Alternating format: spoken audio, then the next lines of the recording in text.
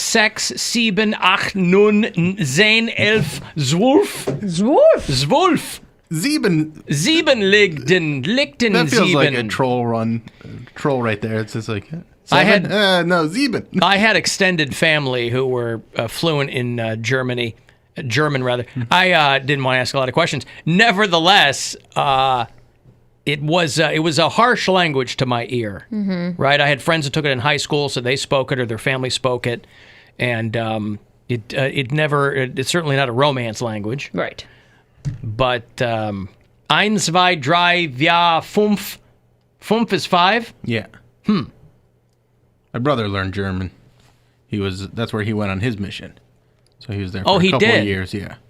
Do they pull it out of a hat when you're going on a Mormon mission? No, it's inspired by God. God So tells pulled out you of a where to hat. go. I mean, yeah.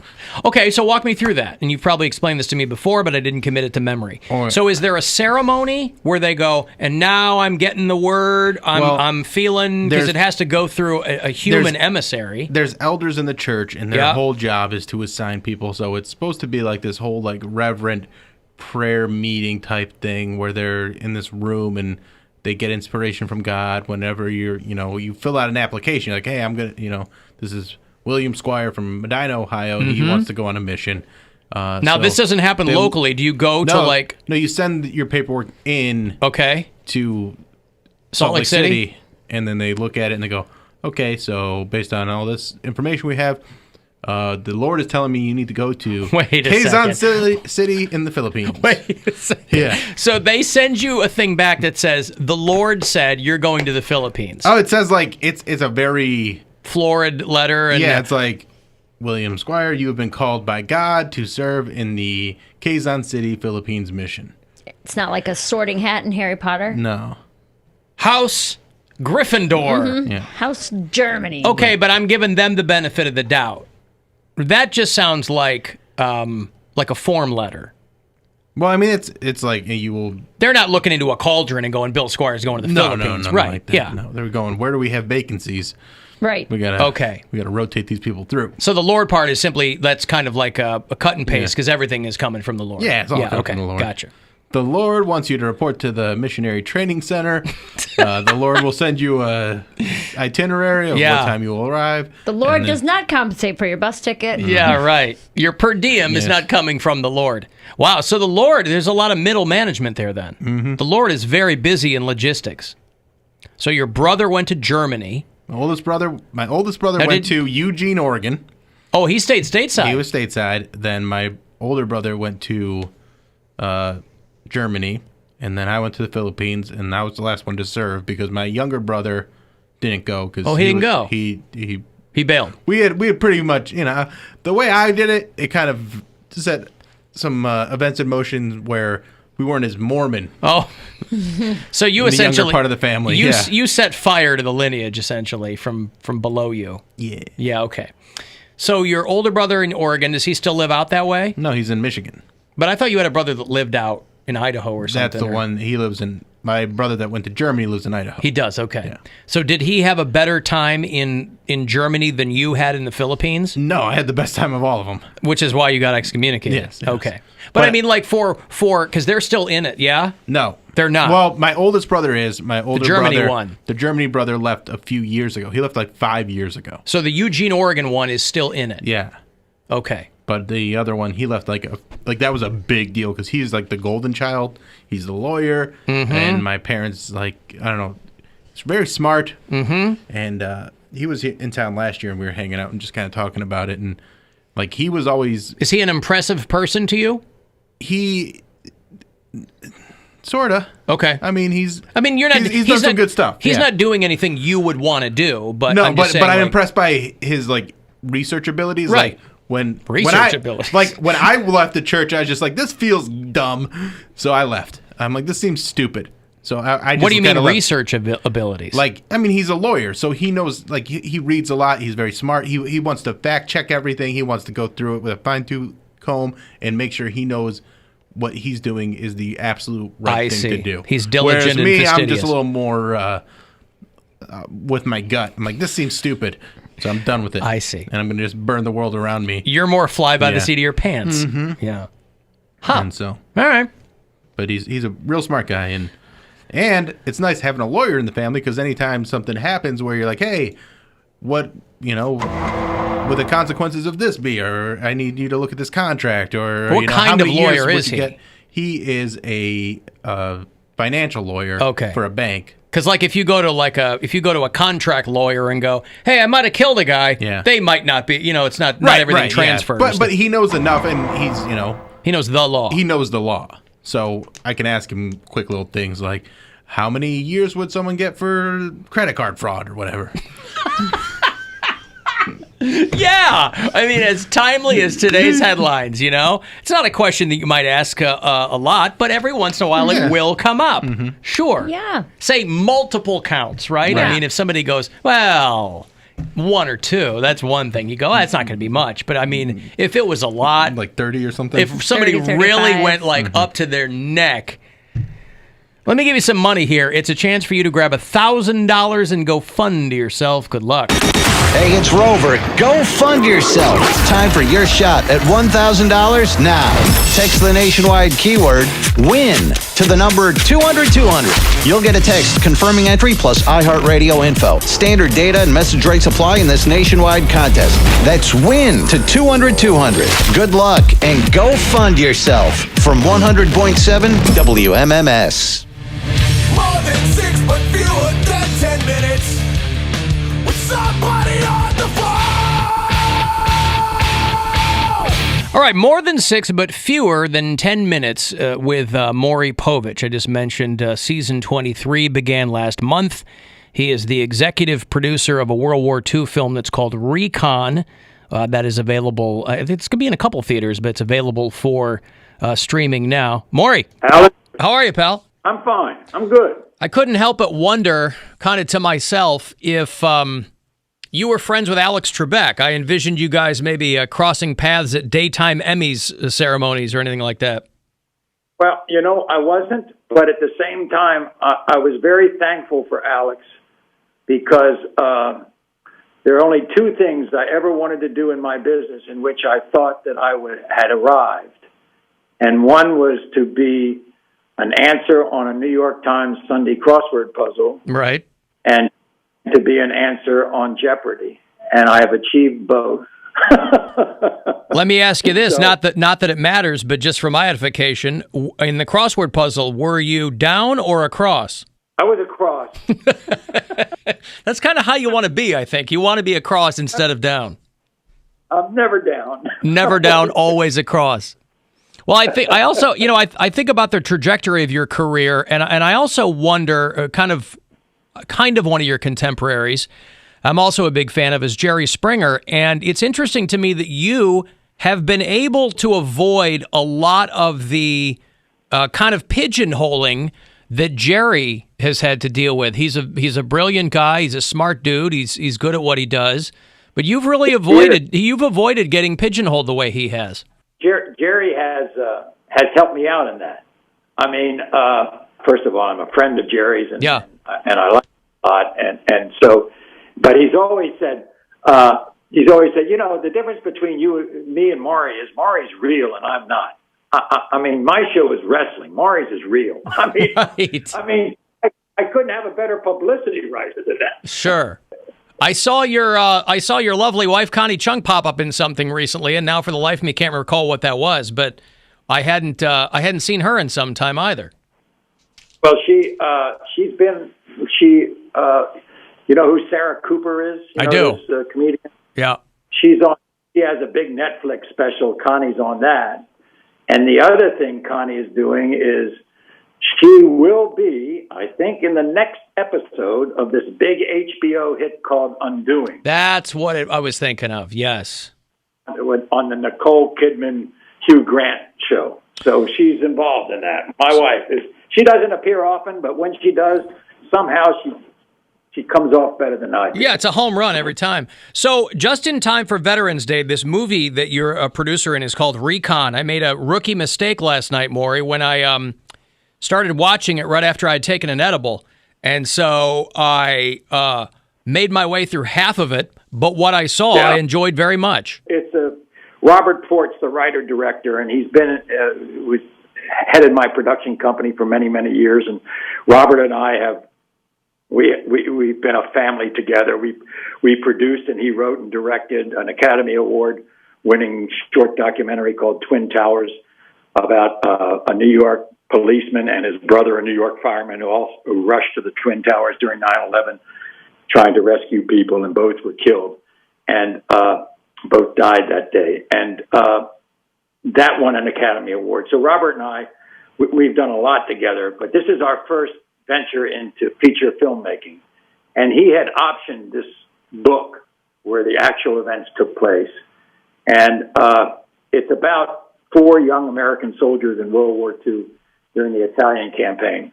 And they're sent on a parent suicide mission to go find a German tank encampment up an Italian mountain.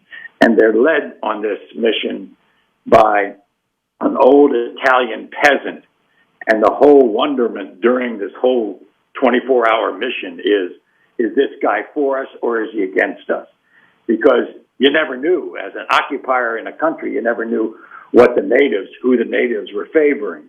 And so all of the emotion, all of the fear, all of the mistrust, all of the courage that happens to soldiers put in harm's way comes out in this 24-hour period. The great thing about historical pieces like that, too, is that irrespective of what you're covering, whether you're looking in the case of Recon World War II or whether a spate of Vietnam films or whatever, that those themes are still really evergreen. They're just as relevant now as they were then because it's all kind of about the human condition. You are so correct. And it doesn't matter whether it's Vietnam or Afghanistan or Iraq or any place in which people are put in this situation. It's these human emotions are the same. And it's also why I understand why so many people who have experienced this kind of life don't want to talk about it. I know so many families. Robert had his grandfather in World War II, didn't want to talk about it. My father was a war correspondent in World War II. He didn't want to talk about it. You just don't want to impart to others the pain that you had to witness. Well, not only that, but they could never understand. It's almost like you're at cross purposes because people are curious and want to know, but the people who were there and experienced it could tell you stories, but they would never be able to. They would never be able to accurately impart to you what happened. Yeah, and at the same time, think about it. I mean, I go to sleep, and when I can't sleep, I think about things in my life. Sure. That nothing to compare to what went on in their lives. Yeah. And so think about what's going through their mind and how they're reliving these things. And if they're untoward, if they're unbelievable experiences in which they had to witness death or maiming, you always say to yourself, maybe, since I've never experienced that, could I have done something different? Could I have prevented this? Could I have done this? How could we possibly think that we can understand what happened to these people? Yeah.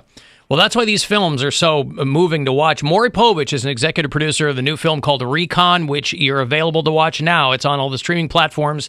It's on video on demand. Yes. It's iTunes, Google Play, PlayStation, Microsoft, and all your video on demand services. Mory, happy talking to you. Thank you. Stay safe. Thank you, Alan.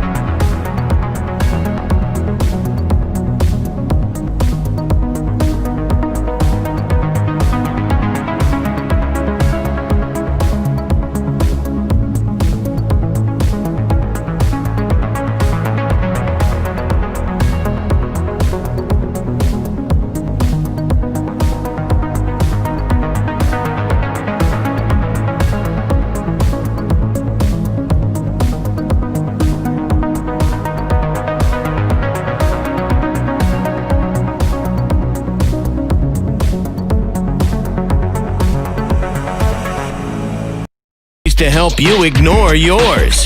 Family time's always best when it's forced. The Alan Cox Show. On 100.7 WMMS.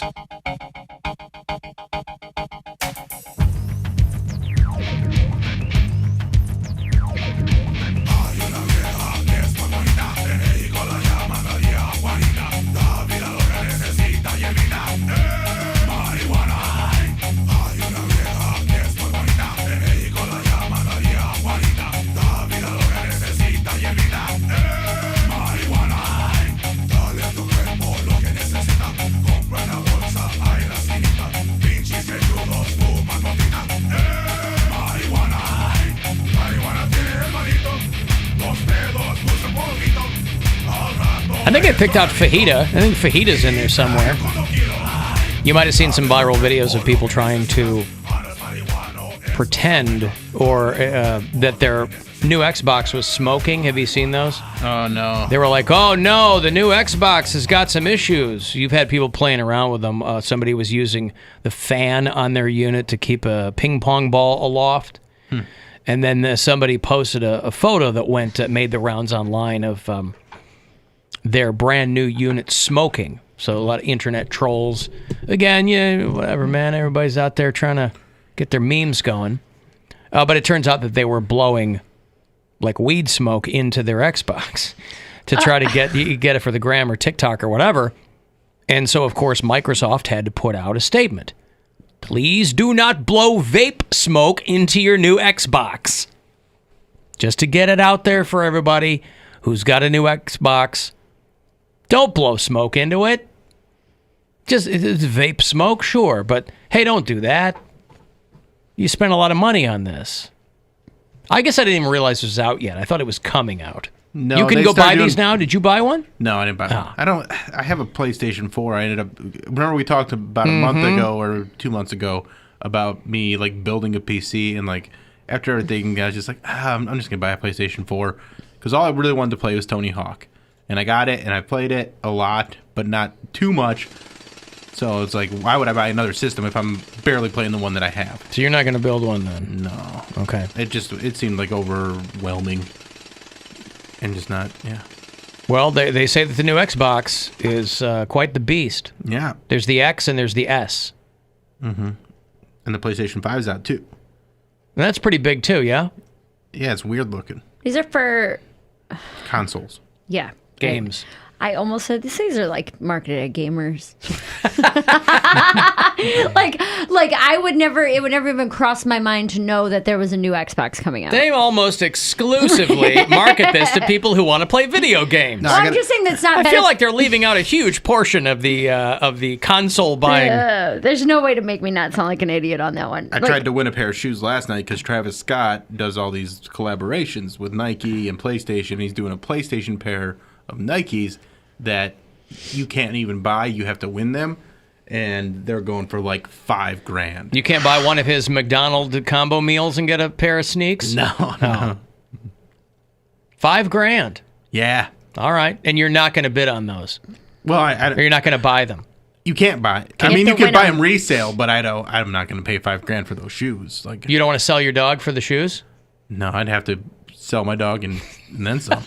Oh, yeah? And a bunch of my shoes. You'd have to sell your dog 5 times. Mm-hmm. Your dog hasn't appreciated in value? No. She's not worth more today than the day you bought her? Definitely not. She knows tricks and stuff, though, now. Yeah, that's but got to jack up that. the price, right? People want puppies. They want like a new puppy. But isn't your dog a She's puppy? like less than a year old. Yeah, but it's they want that cute phase when they're real tiny. She was so tiny. Huh. Still small, but when she was tiny. My daughter's so cute. At my daughter's soccer game, this woman had a tiny, tiny dog, and it looked like our dog, kind of just shrunken down. And she said it was because we have an Aussie. And this was the cutest goddamn dog I'd ever seen in my life, with all due respect to our dog. When she was like a newborn, you know what I mean? In case she's listening. Well, she said, well, sometimes she listens, you know. If there's somebody in my house listening, it's the dog. And the lady said that it was an Aussie poodle mix. Oh, wow. Cute. And I was like, man, that is a cute dog. I'm a little leery of the whole like hybrid dog thing. I know that that's like a big thing now, and you know, like bespoke custom dogs. An Aussie poodle mix, yeah. Aussie poodle. A posse? And again, I don't know. She said Aussie Doodle, but that doesn't sound right. Isn't yours a Magna Doodle, or what's yours called? Magna Doodle. Petite golden doodle. A what? Petite golden. So that's doodle. a golden retriever and a poodle. Yes. Where does the doodle? Why isn't it a golden poodle? Why is it a golden doodle? The D is throwing me off. She said it was an Aussie Doodle. I'm like, what's the doodle part? I think that's what just to make it cute sounding. Or? Yeah, I think so. I don't know. Anywho, she had those this, are cute. I'm looking at some. Man, they are cute, and adorable, and it looked like it was fresh out of the oven. So I don't know, where she got the thing. And our dog, I love our dog. I will. I have in the past. Whispered awful things into its ears. Oh man, that's like the main reason I have a dog. To tell its secrets? Just to vent. Just say to vent and be like I can say horrible things to you and you don't even know because you're a dog. Just you looks at you stupid like, idiot. huh? Well, and not horrible things about you, horrible things to you. To you, yes. But I talk some crap to her. But I also tell her. Oh, you to your dog. I talk some crap about to your her, dog. About her to her face. Oh, I not don't do behind that her with back. my dog. But then I also tell her I love her so much, and get real cutesy with her too. So you're I'm all over the place. You're a verbally abusive owner. No, because I never say it in a mean way. Oh, I always say it in a cute way. Right. So she thinks I'm being nice. Right. You little piece of garbage. Right, of course. So much. Get over here. You know what I'm going to do? I'm going to cut your head off. Yeah. I'm going to decapitate you, and I'm going to put it on the picnic table for the squirrels. I did Get that. over here, belly rub. I did that this morning with my cat. I was sitting and eating breakfast, and she's just screaming behind me. Now she's meow, meow, meow, and I picked her up and I held her, and I was like, "Listen, I love you so much, but you don't pay rent, and you don't. Oh, what do? You eat the food that I buy you. You scratch at my couch. I could throw you out the window. Just little things like that." She doesn't know. She's just looking at me like, "Put me down." A lot of people telling me that a much better name for that dog would be a Pussy, a poodle Aussie. That's much better than. I had a Jack Russell Aussie Shih Tzu Doodle. mix. Yeah. Did you really? Yeah, I did. That was my I was dog like, Charlie. That's a Dumb and Dumber. I'll tell you what. Those Russell Zoos are so cute. They are so cute. We called him a Jack. Zoo? Oh, I see. I miss that dog. He was so funny. Kind of an ass, but Kind funny. of an ass. Yeah, but funny. You know what? My dog is kind of an ass. Hey, listen, my dog got me on the cover of CLE Dog Magazine. Ooh, I should Bill. hit them up. How do you like that? You should. I want a cover photo. MMS's Bill Squire with Whoopsie Doodle, the dog. I was in some dumb holiday sweater because they asked me to do the Christmas episode. I look like a dope. Episode. It's a great issue. picture. What episode of this magazine are we on here? Are they still kicking? They still doing it? I don't know, but I think they are. They're like a quarterly, right? Hit 'em up. Something like that. I mean, they might have been a COVID casualty, but to the best of my knowledge, that they might still be something. I'm just going to put it out there like this. If they want me, you know where to find me. You know where to find Bill Squire and Magna Doodle. They'll be right there on the... Yeah, because I was trying to be a team player. So the cover is me making this stupid face. It's very funny. It's stupid. The inside photo, the one that made my wife cry with laughter, is the one where I'm making some dumb face. And then it's her and Nora and the dog. I mean, you know. But I look like a dope. But, you know, I was like, yeah, okay, fine. Sure. You know, my dog's a handsome dog. She's cute. She's got an interesting look. I like your dog, too, because sometimes your dog will be over at my ex-wife's house. Yes. And you guys go out of town when you could go out of town. Yeah, that hasn't been the case in a long hasn't been the case time. in a while. But, yeah. Someday we should get our dogs together. Oh, really? Yeah, like 5 or 8 years. Well, your dog's been to my house. Well, at least Remember? one of us has, yes. Yeah, your dog has been to my house. That's right. My dog's with my daughter right now because I got the shows tonight at Hilarities. I think there's only tickets left to the Late Show, by the way. for You and Tom Papa. Yeah. But, does he come out to Papa Don't Preach? No. Does he come out to he Come to comes Papa out by to Bob Guar. Seger? Guar! Mhm. Oh. He's taking on a whole new persona. Nice. So dark. Not the old Tom Papa. Props, magic. Right. He's throwing it all against the wall now. Okay. Doesn't come out to Ghost? They don't call him Papa Emeritus or anything like that? For part of Okay. it, he just eats chips. Eats chips. And Hey, not guys. with his mouth. This is the portion of the show where I just start eating chips. No, he was great last night. Just seeing him up there just doing what he does. He He's so good, and it's all like new material. He's got all this material about being in quarantine and everything like that, and it's fantastic. Just a brilliant, brilliant comedy mind. Alan, how can Bill be insulting his dog in a language that dog doesn't understand? That's a very good question. No, that was a situation for work. You're insulting the dog in a language it doesn't understand. Yeah, it's a dog, yeah. Are you trying to box me in here? No, I'm not trying to do anything. I'm asking a question. I think it's well established. I'm a hypocrite, so I'm allowed to do what I want. Everybody else has to be better. I'm a hypocrite. Also, Bill's dog he's trained his dog to give him pedicures. She's also got problem Duolingo, solved. So she's learning. Yeah. She knows some of the words. Maybe Bill should try to say things to Mary in that cute voice to avoid debacles like we had yesterday. Listen, I'm going to do this one more time, and it's just so that you can enjoy it. If you have to listen to yesterday's show on the podcast, if you listen on iHeartRadio, just listen at half speed.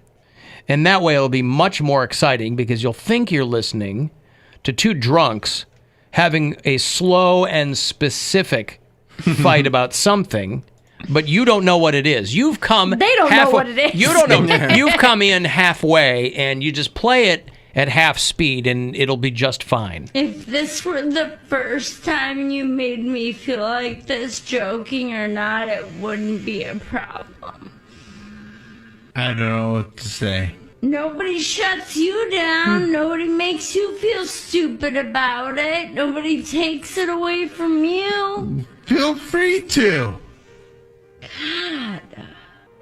I know that I'm overreacting, but I just get frustrated when this is something that we've talked about multiple times. And I didn't think that this was an example of that. I thought this was me just being like, hey, congratulations, this is funny. But also we have this looming shutdown that we're all thinking about.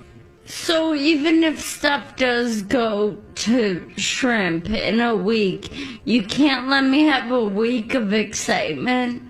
Are you going to have a week of excitement? Yes, at least it's like, hey, at least people would have showed up if they could have. And they will when it starts again. I stand by that. As you should. Why not? One of our bureau chiefs in Florida sent me the update. The state of Florida says that families can take family members who are in long-term care facilities home for the holidays. All right. Just take them home. Florida's just going over. Man, whole Florida. different direction with this, huh? You have, there is some, it borders on begrudging respect for the way they just don't care. Well, listen, the governor himself called Florida God's waiting room. So people move there to die. Of a certain demographic, anyway. Yeah, DeWine's like, hey, guys, maybe don't see your families. Just hang out. We can beat this together. Florida's like, not only do we want you to hang out with your families, take the old people from the convalescent home and take them home. Don't cough in their mouths. Just make sure that Grandma gets a piece of that pecan pie. That pecan pie. Yeah. Residents of nursing homes may go home with family members or friends for the holidays this year. Now, I haven't looked at what's going on specifically in Florida with COVID, but I know it's exploding everywhere. I can't imagine that they're any different. We hit 7,000 cases yesterday. We did, yes. Mm-hmm. Yep. And then beat it with 8,000. 8,000. Florida. So, whoa, wait a minute. Florida is going down. Are they? Or they were down and it's barely coming back up, but they're only at 56. So we have more cases a day. They're only at 5,600 cases a day? 5,607 as of the 12th. Okay, but I'm saying that like other places are worse. I understand. Okay, well, there you go. Well, I guess maybe they're mad that they dropped and they're trying to get them back up, and that's why they're doing this. In July, which is when I think they said, screw it, we don't care anymore, 11,000, 10,000, 9,000, 11,000. 15,000 at one point. Yeah, but now, I mean... They got almost 1 million cases. Too. Right. Yeah, Texas and California hit 1 million cases, too. They're at 864,000. A woman in Jacksonville, Florida, earlier in the summer... she made the rounds in the news because she became a dishwasher at her husband's convalescent home so she could go see him. Oh, wow. Good for her. She got a job in the building, washing dishes. So That's dedication. I would. Take a job washing dishes so you could see... Wait a minute. Did she quit a better job? Like a more well-paying job? Oh, Or did she not have a job at all? I don't know about that. Like if she didn't have a job at all and she's like, well, I can go make money and see my husband. She was a corporate lawyer. Well, then that's what I'm saying. Your Honor, I must recuse myself from this case as I'm going to wash dishes so I can see my husband. So maybe they're just mad down there that they're trailing. And they're like, hey... Nobody puts baby in a corner. We got to get this up to 12,000 cases a day. Top again. That's right. Number one. Uh-huh. So they're saying, go get grandma and bring her home. So if your dad was in a home, would you get a job there, like, to work maybe, like, just, I don't know, like Saturdays or Sundays? Yeah. Just like once a week. I can't travel. What else am I going to do? Just to go see him? Yeah. If they were like, you can't see him otherwise? You know? No, but also, it can't be as simple as just getting a job and then you can go see him. No, but you can see him. You mean like through a glass or something? Yeah, like go past his room or like if why they're not? A lot of these people are just standing outside the window and saying hi to him. Because at least you're in the same building. Well, why not get on the other side of the glass and you don't have to take a job washing dishes? Maybe I need that $8.95 an hour. You don't know me. Yeah, what is the minimum wage in Florida? I have no idea. Might be better than that. Might be something to consider. And you don't got that state income tax. Yeah. Oh, right. Minimum wage in Florida. Well, they just voted in the presidential election, even though the state went to Trump, they still voted in $15 minimum wage. There you go. That's what I'm making here. And then voted for a guy who would have never, ever given them that. Right. You know? Yeah. So I think that's probably something that would help those people who work in those convalescent homes. That'll probably help those people. That's great. So you would take a $15 an hour dishwashing job. I'm saying I don't think if I had a better paying job, I wouldn't quit my job to take that job. But like Bill said, pick up a day or two a week or something like that. Just to see him. Yeah. And by the way, I love how they word these too, because Amendment 2 in Florida was to raise the minimum wage to $15. But what it does is it raises the minimum wage $1 a year until 2026.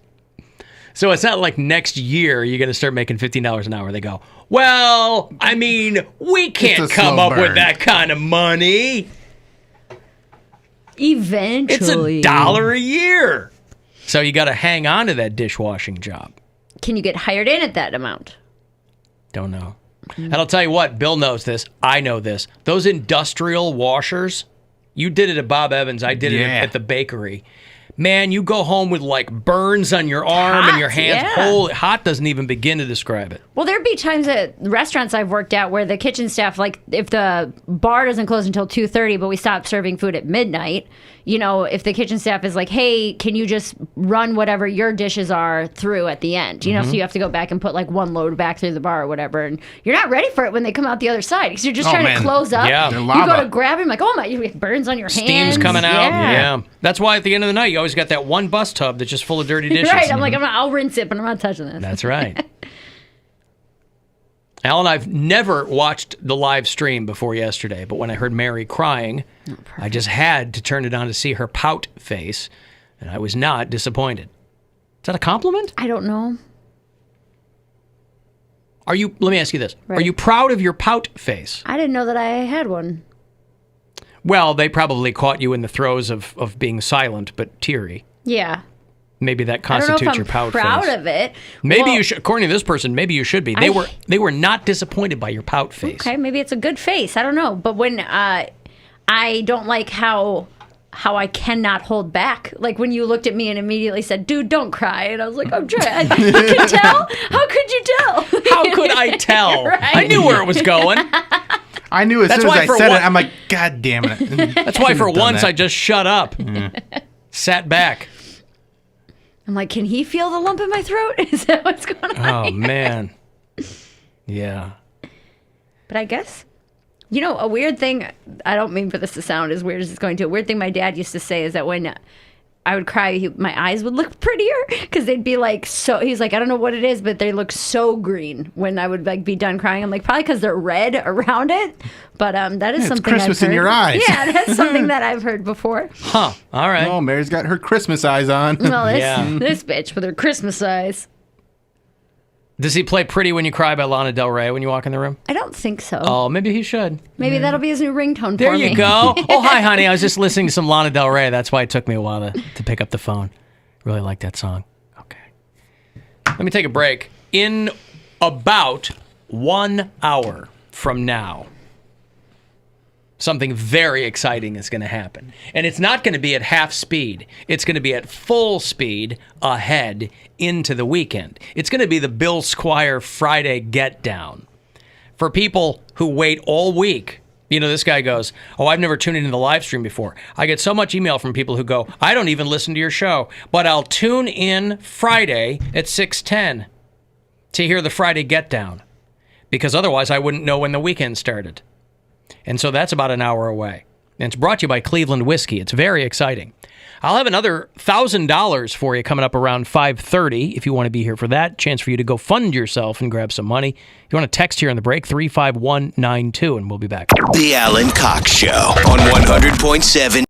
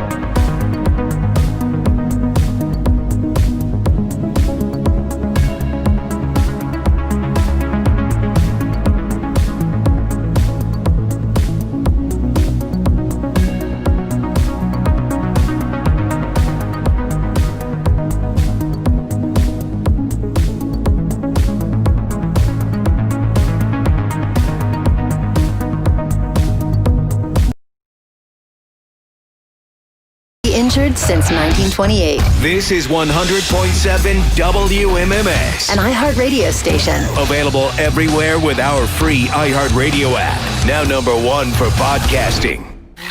iHeartRadio is the #1 choice for music, radio, and podcasts, all in one. No one makes it easier to hear everything you love in one free app. Just what I need these days. I really, really love that iHeart puts all the stations and podcasts and playlists that I love in there. They know me so well. I can get them all for free on iHeart. No need for a bunch of apps filling up my phone. It's easy and it's free. All together. If you're not one of the tens of millions who have the app, download iHeartRadio for free today and start listening. iHeartRadio.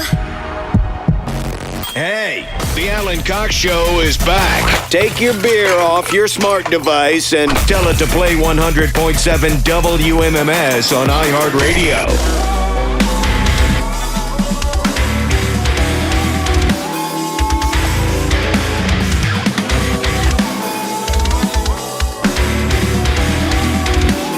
(216-578-1007) to join us live, or 800-348-1007.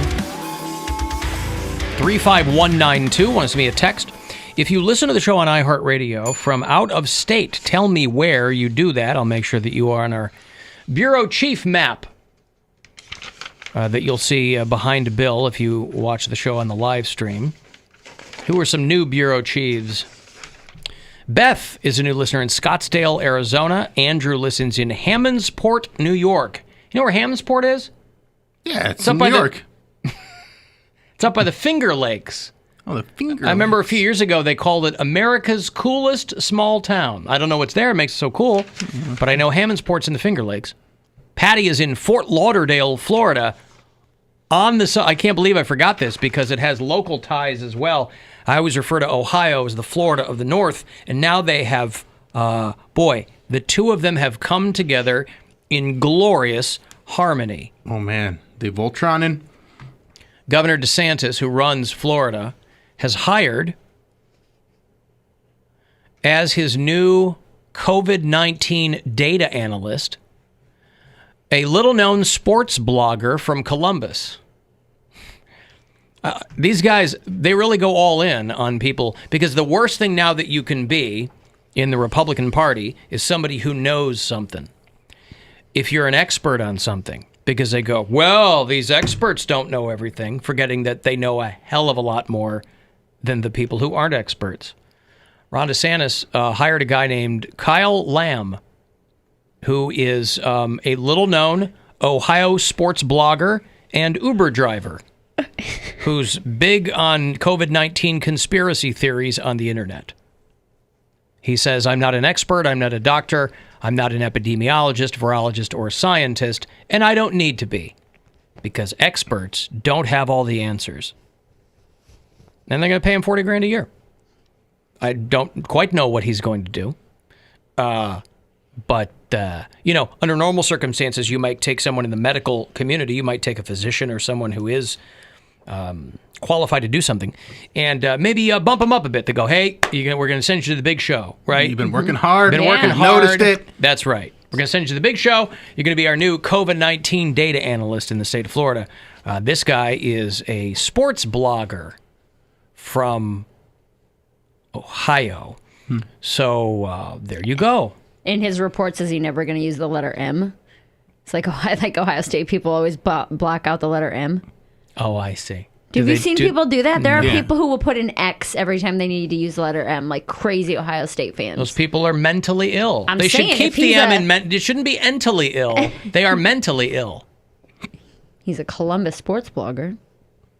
Yeah. He might be that type of guy. Other sports writers in Ohio said he was unhinged, a crackpot, and an amateur basement epidemiologist.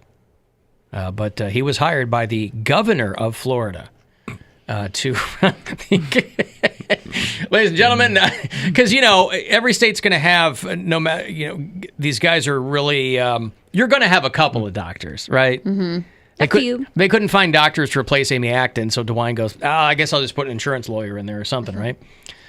But you're going to have a couple of doctors, and they're going to feel like they're not taken seriously, even though they are medical professionals. This notion that because experts don't know everything means that they don't know anything is nonsense.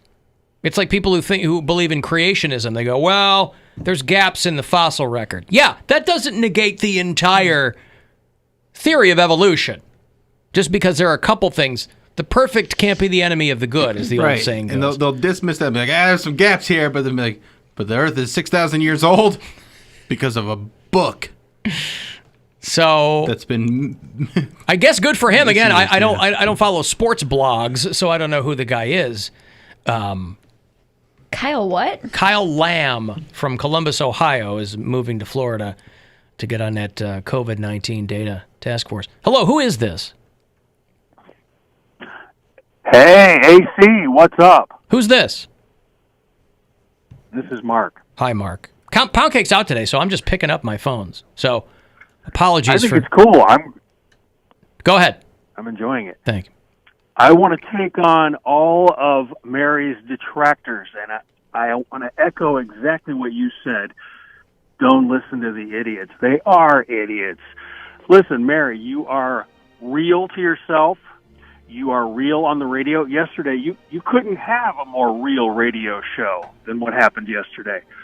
You guys are not fake. You're not phony. You are genuine. And Mark, you know she has a boyfriend, right? He's being nice. No, that's okay. This is her Wilhelmina, because we're a real show. This is oh, hi, Bill. See? How did it switch like that? Uh-huh. Go ahead, Mark. Hey, I'm telling you, anybody who would search their soul and say, you know what? I'm not going to be a pharmacist. I'm going to follow my dreams. Boom, strength. Anybody who can absolutely drop alcohol, all of it, walk away, and never slip up, boom, strength. So I just don't want you to listen to these, as Alan calls them, idiots. You stay who you are. Chuckleheads. Oh, thanks, Mark. It's very sweet. Are you going to cry again? No, okay, not at all. All right, because you cry when you're happy, too. I know. No, I'm not going to cry. Thank you, Mark. Well, listen, that's why I shut up yesterday, because my default position is to make jokes. But I also know when to shut up.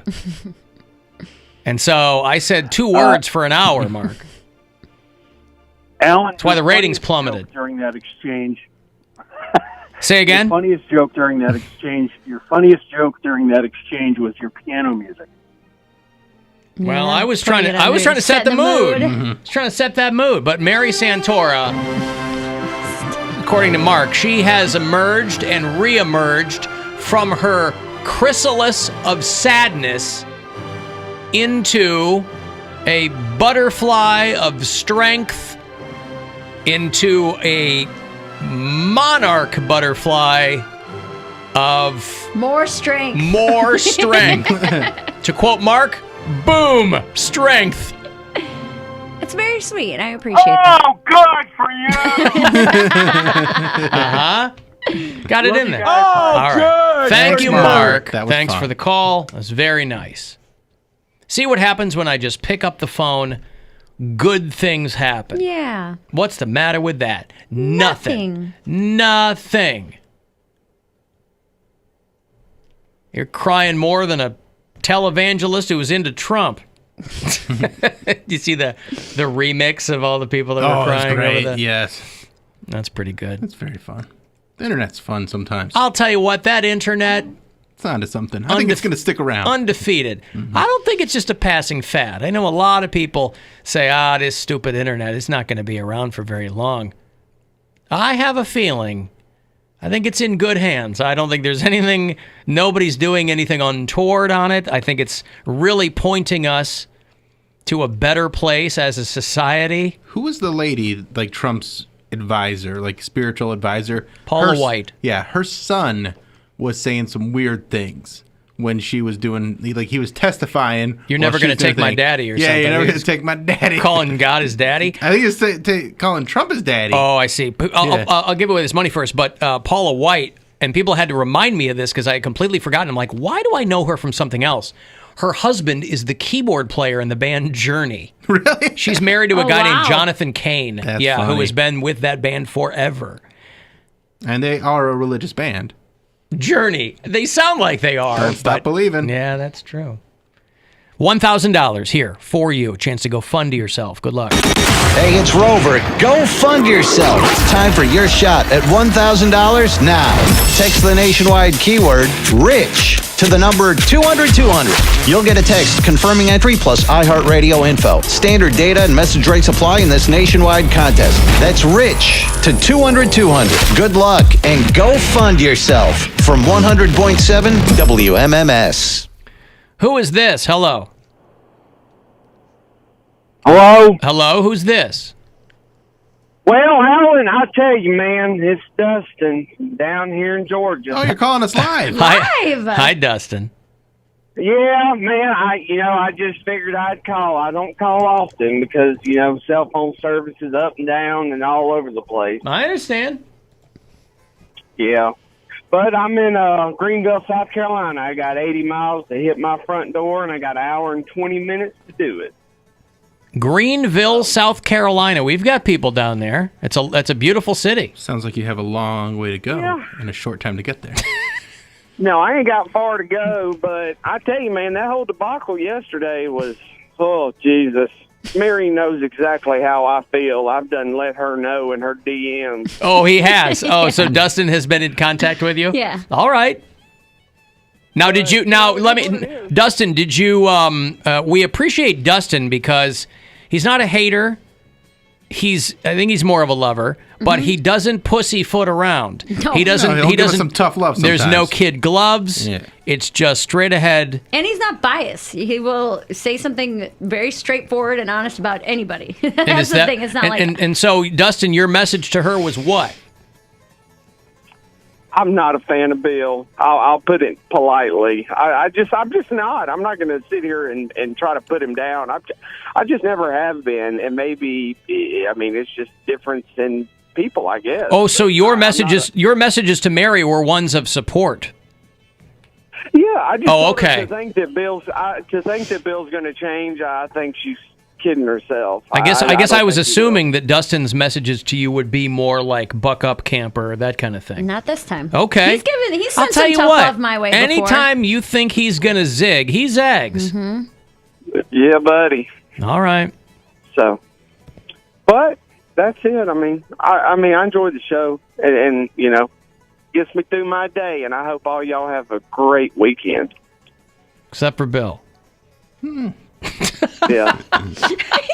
Yeah. All right. Be safe out there, Dustin. That's all kind right. of You guys too. We'll see you later. All right. Take care. There's Dustin, who is one of our bureau chiefs in Georgia. He's a trucker. He's on his way through Greenville, South Carolina right now. And he's that's a big that was a big exclusive there. I don't know that he's ever said that he's not a fan of Bill. Oh, I didn't know early that in the summer he came at me pretty hard. Oh, did he really? Yeah. I Here can't on the remember. show? Yeah. Oh, I don't remember that. I don't remember him actually saying that. He was calling me a pussy or something. Oh. Yeah. All right. Well, there you go. And then I attacked his masculinity. So how so? Because I think that he's a trucker. That's the guy you're going to lash out at? I don't remember exactly what it was. He called in and left a message. I talked about it here, and then I talked about it on my podcast too. And you talked about it in two places. Well, because I had you send me the message, and so I played it on my podcast for my friend John. And I was like, "What do you think of this guy?" And really? Yeah. He left a message on the after hours line? Yeah. And I sent it to you. Yes. And then I broke it down on my podcast in front of my friend John, and John was like, "Oh, this guy hates you." I'm like, "Yeah, but he doesn't really. I don't care. I wasn't affected by it." But you broke it down. Yeah. And I can't remember exactly what I said, but it was something I don't remember that, boy. Yeah. Okay. Well, there you go. A lot has happened this year. I guess so. So much. Not the least of which is the Hey Hey Ha Ha Ho Ho remix with Kenneth Copeland and all of the whining red tears from the televangelists. Philistine.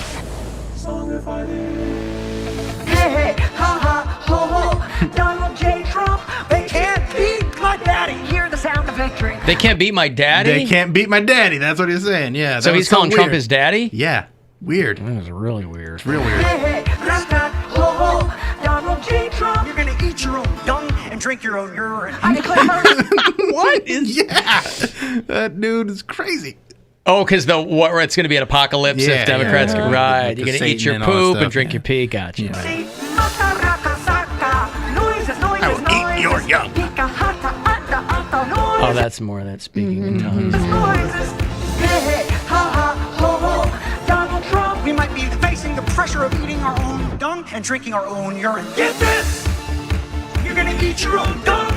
Well, he really went all in. I mean, part of this is remixed, obviously, but on a couple of different occasions there, he's talking about eating your poop and drinking your pee, which is like a weird kind of transubstantiation for you Catholics. You know what I mean? This is my body, this is my blood. This is the waste of my body. That's right. Eat of my body, drink of my blood. Yeah, and you shall be reborn. Eat of my poop and drink of my pee. Hey, ha ha, ho ho. Donald J. Trump, they can't beat my daddy. Hear the sound of victory. The media said what? The media said Joe Biden's president. Ha ha ha ha ha. Look at your neighbor and say ha ha. We win. It's a banger. Oh, come on, amen. I don't understand it, man. Ha ha. We win. Very easily amused these days. I think you have to be. Mm-hmm. You have to be.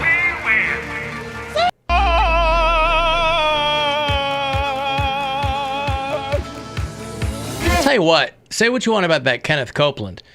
The secret to that guy's longevity is he just puts on a good show. Just puts on a good show. These televangelists are entertainers first and foremost. They don't think they are.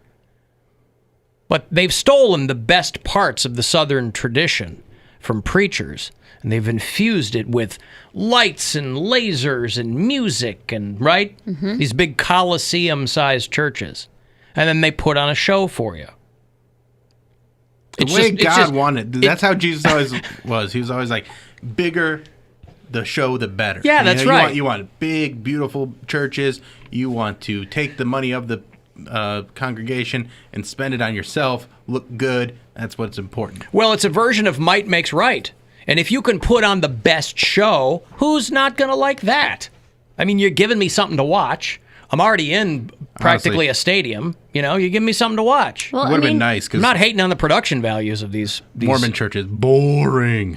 Really? Oh, yeah. With all that money, they're not pumping it into like lights and drums and stuff? No, they don't even have like paid clergy in the local level. So you're just listening to regular people give speeches every Sunday. But isn't there also, I would think in any religious organization, they have to understand the value of drawing people in with production value.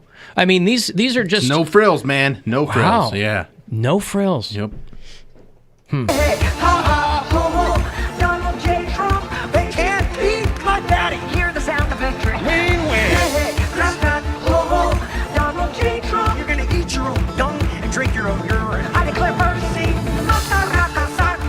Noises, noises, noises. I mean, the kid's walking around in a T-shirt and cargo shorts. So he's not... Yeah. I don't know what their vibe is there. I mean, whatever the vibe is, it's still wrapped up in medieval nonsense. But, I mean... A little more casual. Yeah, it is a casual look. Mm-hmm. I would be back there. No matter what business you're in, I would take it more seriously if you had a suit on. Especially when you're saying, you can't beat my daddy. Right. Especially if you're saying things that normally people wouldn't take you seriously for. Like if Giuliani had been in that parking lot at the landscaping joint in a T-shirt and cargo shorts and then saying what he was saying. You'd go, networks. Yeah, oh, the networks. You'd go, oh, that absolutely tracks because look at how he's dressed. He just walked in off the street or something. But he's out there in a suit. But it would make more sense to dress like that other kid when you're at a landscaping company. Cargo shorts, T-shirt. Like you just came off lunch break? Yeah. Yeah, somebody would mistakenly ask him what aisle rakes were in. Mm-hmm. Uh-huh. Hello, who's this? Hello, Alan. This is Mary Santorum. Jesus. We haven't heard from Mary Santorum in a while. Long time. Uh-huh. How are you? I love you. I love you, Mary. Love you too. Now, Mary Santorum, are you as prone to watery eyes as our own Mary is? Oh my God! I get mistaken for 5 years ago Mary Santorum all of the time. So funny. Yeah. Alan, as you know, I do a lot of stand-up, okay? You've told me that. I have yet to see any shows with you on them, but I'll take your word for it. In Rabbit Hash, Kentucky, okay? My leg got humped, all right? Oh, my God. So funny! Alan, I'm starting my own podcast, okay? Okay. It's called The Contended Mary Santorum Show. Yeah. Just like the contended Linda Grace. You remember? Oh, the cow that I went on. Yes, right. I told an amazingly... So funny! I told an amazingly detailed and intricate story about a cow from 40 years ago that had a brief moment in the sun. Yes, Mary Santorum. We are both world-class heifers, okay? Who's we? You and I? No, me and Linda Grace. Oh, all right. Okay, thank you. There's Mary Santorum, who's checking in. We haven't heard from her in some time. I can't wait until the two of you do a show together. That'll be a day. Because she sounds hilarious. I haven't had her. She'll bury me, dude. I won't can't be able to follow wait. it. Yeah. All right, I've got to take a break. Your Friday Get Down is ahead of you. That's how we'll officially know that the weekend is underway. It's brought to you by Cleveland Whiskey. That's courtesy of our own Bill Squire. That'll come up in a bit. Next chance to grab some money, by the way, is going to be 6:30. Next chance for you to go fund yourself with another $1,000. If you want to text in here, 35192. If you're on hold, I'll get you on the way back, and we'll return. The Alan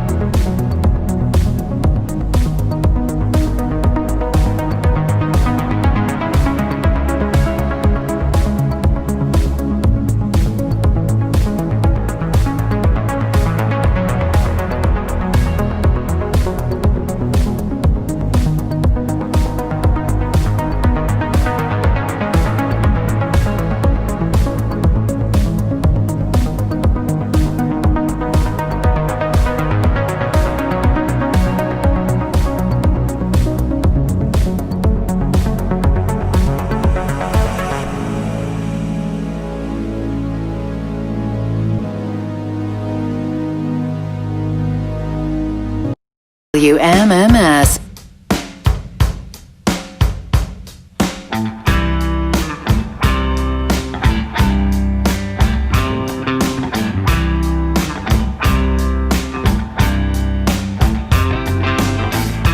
Bless my heart, bless my soul. Didn't think I'd make it to 22 years old. There must be someone up above.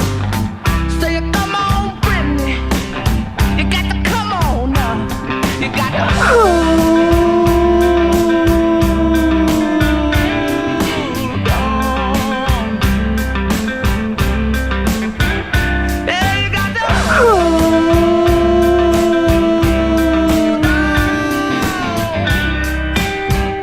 Bill Squire Friday Get Down is showing up in a few minutes. That's how you know that the weekend is underway. You know, it gets so dark so early now that the Friday Get Down is more invaluable than ever. Yeah, rest of the year, you know, we have fun with it. But the sun is still out, so people can consult their sundials and determine Which is when... how most people figure out anything. That's right. And so they know exactly when the weekend's begun. But when it gets dark at 4 in the afternoon, it's a little hard to figure out. I heard from Alexander, who is one of our bureau chiefs down in Florida, and he said DeSantis is fudging the numbers with all the COVID cases.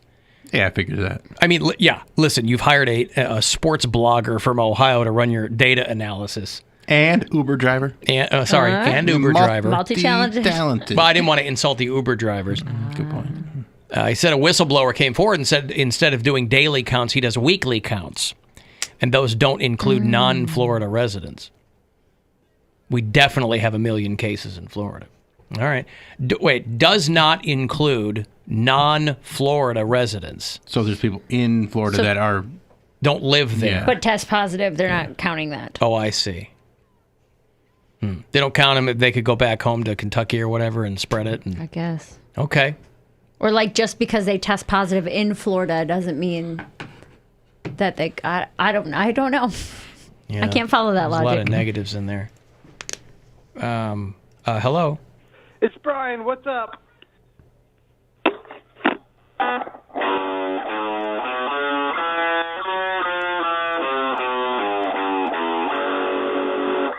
Seeing this place with a new set of eyes can make you feel lost.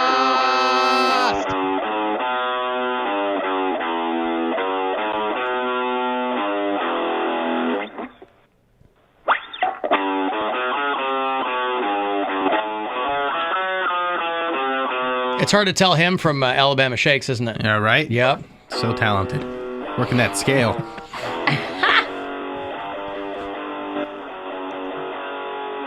Power chords, that's fun. Yeah, I think that's all of it. Nope. It's never Still all going. of it. It's never all of it. Well, it's eventually all of it, but it's... I was reading about how they had buried a time capsule in the Arctic. And they were like, we're going to pull this out in 50 years, and we're going to see what's going on. Like any other time capsule. You know, you do one in... if you ever did one in your class when you were a kid, and then they go... frankly, I never understood that the enjoyment with time capsules, because you put a bunch of crap in it and then you bury it, but you're not going to be around when they dig it up. They're like, oh, it's going to be fun for the kids. But what, you're going to pick it up 50 years later, so it's fun for the kids that are there 50 years later? Like, where's my payoff? I thought that you did it like you were supposed to dig it up on your senior year, your graduation or something like that. That like you did it in kindergarten or first grade and then you dig it up 18 years later. Maybe some schools do that. I'm just thinking like when we did ours in middle school or whatever. Right. Were you going to go back to the school and dig it up after high school? Like, yeah, we did when I was in like second or third grade, and I don't know when we're supposed to go get it. Like it's... Do you... I don't think... I don't know. But I've never done that. There was a Russian icebreaker ship who packed a time capsule, what was meant to be a time capsule, a metal cylinder, and it was put in the ice, and they were going to unearth it far in the future. They buried this in 2018. It just washed up in Ireland. After it the melted? polar ice melted. Now, listen, anyone doing this kind of work in 2018 who thought that was going to sit in the ice for 50 years is bananas from the jump. No one would think that. Well, unless they only put it like 6 inches down. Like they just didn't bury it that far. You know what I mean? Do you bury that 8 feet deep? Oh, Feet. yeah. You said feet. Yeah. Okay. About feet. Yuri had the tape measure, and I couldn't find him that day. They put letters and photographs and wine corks and all this thing, and it washed up. A wild time in 2018. Wine corks. People were still excited about Game of Thrones. People in 2020 wouldn't a 2018 bottle wouldn't even impress you at all. I don't know. It washed up in Donegal, Ireland, 2 years later. The guy said, when I saw it, I thought it was just a steel pipe of a ship. And then I lifted it, and I saw there was engraving on it. And then I thought it was a bomb. And then I saw the date on it. And I thought it couldn't be somebody's ashes, so I didn't open it. Man of 1,000 voices. And then, this is number 702, Bill, if you're keeping track at home. And then I rang a mate who has a Russian friend, and he translated it for me. And he found out it was a time capsule for 2 years ago. It was supposed to last 50 years. It barely lasted 2 years. And it melted. 2. Right. What would you put in a time capsule now to be open 50 years from now? Oh, bro, I'd put in COVID-19. I'd put in I don't know, a time capsule. Would you do it to mess with the people in the future? Like just put in I mean, random things that are like I think it's a cool concept. Yeah. I mean, what would you put in to mess with people in the future? like a coaster or something, like just coaster. something You put from on a around your canceled house. Baby Yoda. Canceled Baby Yoda. Yeah. I also think it's optimistic that they think that people are going to be around in 50 years. Oh, they will. in Some variation. You think? Yeah. You think? Yeah, we got 50 years still. Okay. I think it's going to be... You think? I think we got 150 years at least. You think? Mm-hmm. Okay. I hope you're right. And I didn't say it's going to be good. I just think You're we'll like, be around. People will be alive Yeah. for 150 years. I'd have to think about that. What I would put in a time capsule to represent this year. Mm-hmm. I Your mean, life for this year. You yeah. could Or grab anything. television remote. Yeah, it's not like you were going to be exactly. Right. I'm not going to have a handful of Netflix matchbooks thing, yeah. from bars I went to, places I traveled. Zoom. You just put Zoom in there. Right. A fork. I don't know. A fork. A TV dinner. Here's my Postmates Contactless receipt. delivery. Yeah. Can you put that in there somehow? Sure. Amazon receipts. I mean, it would be an interesting thought experiment to put things in a time capsule, tangible things, Yes. to represent 2020. Yeah. I don't know what that would be. A face mask. Yeah, a face mask would be And people one. would open it up and they go, ours are much more advanced than this. Mm-hmm. Back then they were Paper? just, oh my God, back then they were just wearing masks. Now we have full body suit helmets that we have to wear everywhere. Can you imagine Who the did this? glory days of just wearing a mask? Oh my God. Hand Imagine wearing a- sanitizer, yeah, Yeah. face mask, Ham Clorox wipes. sanitizer. Ham yeah, that's a good one. sanitizer. Yeah. Sand hamatizer. That too. You put in a face mask, you put in I don't know, some music that came out this year. A ballot from a dead person. I like one of those women who Fox News was all over the place saying this dead woman who voted. And then she shows up. It's like, no, it was She's me. like, that's my ballot. I'm not dead. You keep my name out your goddamn mouth. Tucker Carlson. She's a 94-year-old woman from Philly or Detroit or something. She's like swinging a baseball That was my bat. ballot. Yeah. Only thing that'll be dead is you. You. They dropped a trailer for the Fresh Prince reunion, by the way, and Aunt Viv is part of it. Oh. The original? Yeah, the original Aunt Viv. Man, that's going to make me sad, though, because James Avery's dead. Yeah, he is. Oh, Yep. I was watching some Fresh Prince the other day. God damn, I love that show. Never got into it. It was always on TV. We didn't have cable, so that was one of the ones that was Yeah, just that was like- It in was rotation. definitely on TV. No, yeah, But it was like as I on recall. reruns a lot. Right. Like 5 to 6, I feel like that Yeah. was like an hour of Fresh Prince of Bel-Air. Good show.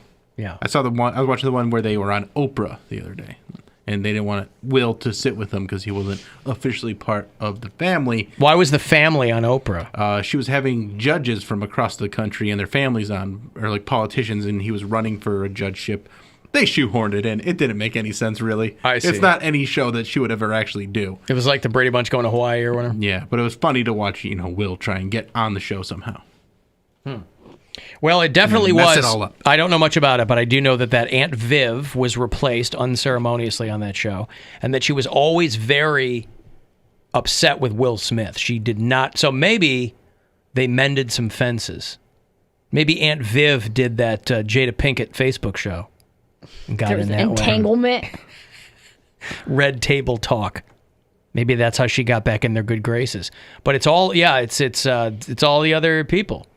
Jazzy Jeff and Carlton but Mary's right. It was a TV show for the uninitiated. It was on TV. It was on TV. A lot. Like if you're, every day. If you're a little bit older, you'll remember the Fresh Prince radio serial. That was not as popular at the time. It was a successor to Amos and Andy. They did something called the Fresh Prince of New Hampshire. It was the Fresh Prince. It was about the newspaper industry booming. Waxtray, read all about it. We've got Fresh Prince here. Fresh Prince! Come by and get your paper. The boys are back from the war. Which war? The war. The big one. They're back from the big war. The big one everybody's been talking about the whole time. Why am I telling you? Read it in the paper. Got your Just give me the gist of the war. The gist is we won. We got those krauts out of the Sudetenland or something, and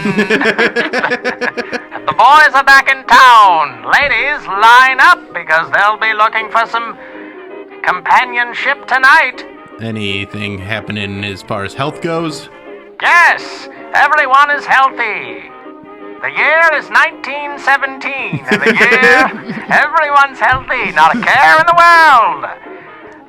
Bare faces everywhere. People travel with impunity. And fun will be had, and from here till kingdom come, not a problem in sight. What a fun show this must have been. Read all about it. Looking ahead to the year 1918, we predict nothing bad will happen. Everyone will be fine, and the boys who go off to war will have no issues whatsoever. They'll come back and they'll spread good cheer and health to everyone they run into. They'll call it the Spanish good cheer. Spanish good cheer.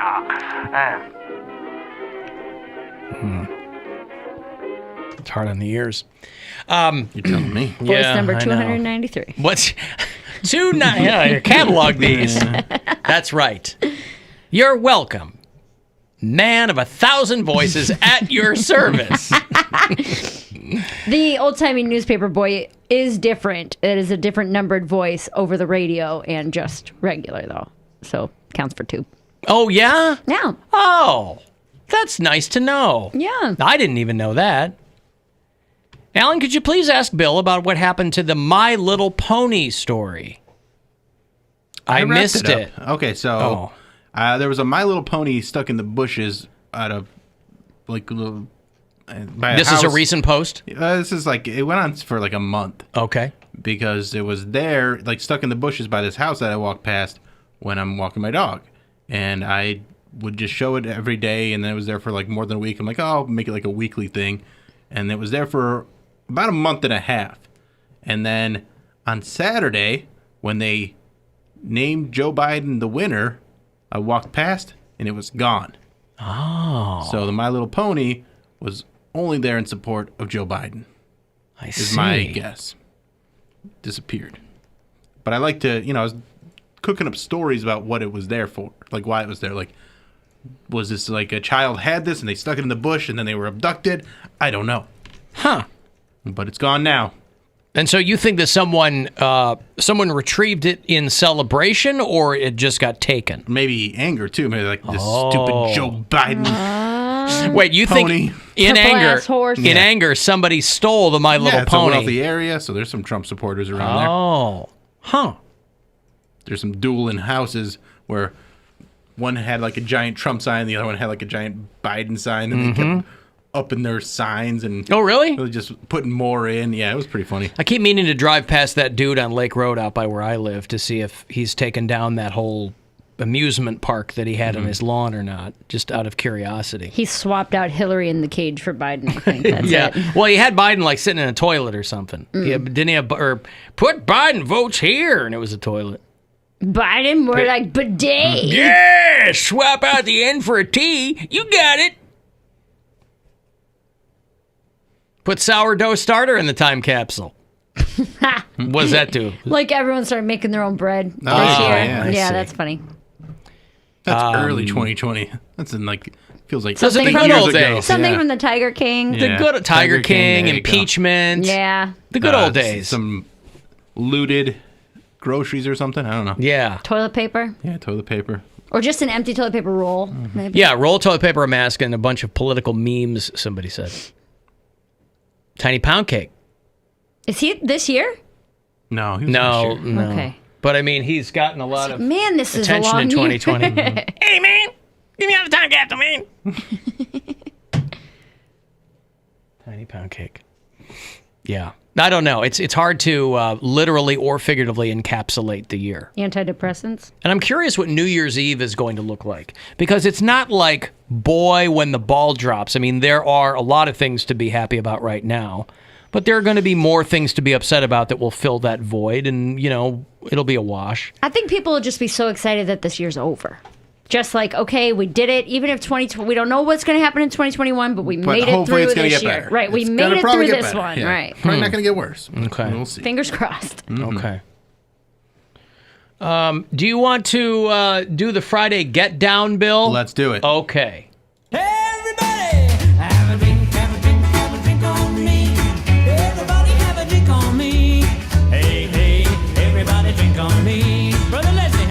All right, the Friday Get Down in honor of the late, great Murray Saul here at WMMS, brought to you by Cleveland Whiskey. It's how we know the weekend is underway. Brought to you by young Bill Squire. Are you ready? Let's do it. It's Friday! Get yourself some Cleveland whiskey and enjoy your Friday night. It's a little cold out, but you can warm up with some Cleveland whiskey. Get it down your gullet. It's award-winning whiskey, and I have nothing bad to say about that. No crying, no crying, no crying! It's Friday!